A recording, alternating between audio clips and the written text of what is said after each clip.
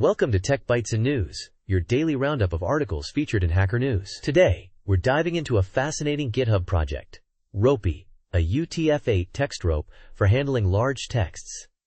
It's like a supercharged string, folks. A text rope? Sounds intriguing. Is it made of actual rope?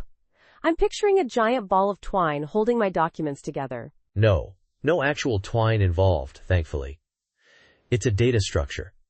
Think of it as a highly efficient way to manage and edit massive text files. Instead of one long string, it cleverly breaks the text into smaller, manageable chunks, making edits much faster, even on gigabytes of data. So, like a linked list, but for text? What's the advantage over a regular string? Exactly. Regular strings are great for small texts, but editing large ones becomes incredibly slow. Ropey's clever chunking allows for microsecond edits, even on huge files. Plus, it handles Unicode flawlessly, preventing those pesky UTF8 encoding errors. Impressive. But are there any downsides? Nothing's perfect, right? You're right, nothing's perfect. Ropey isn't ideal for tiny texts. The overhead of managing chunks outweighs the benefits. Also, it's an in-memory structure, so it won't work with files larger than your available RAM. And, it uses some unsafe Rust code. Unsafe Rust?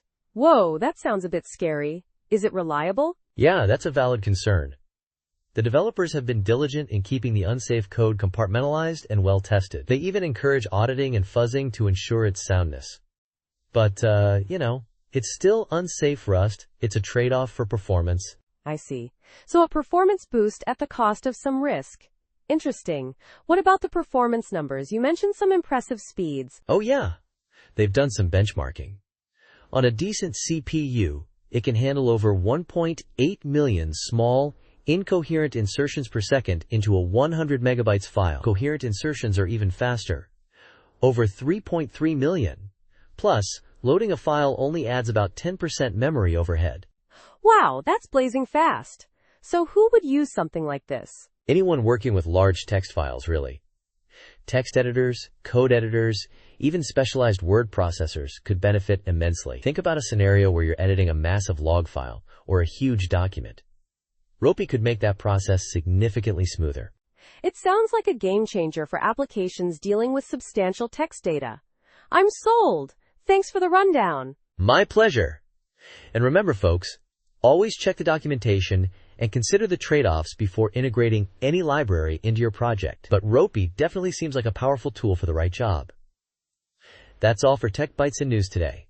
Have a great day and happy coding. Bye-bye.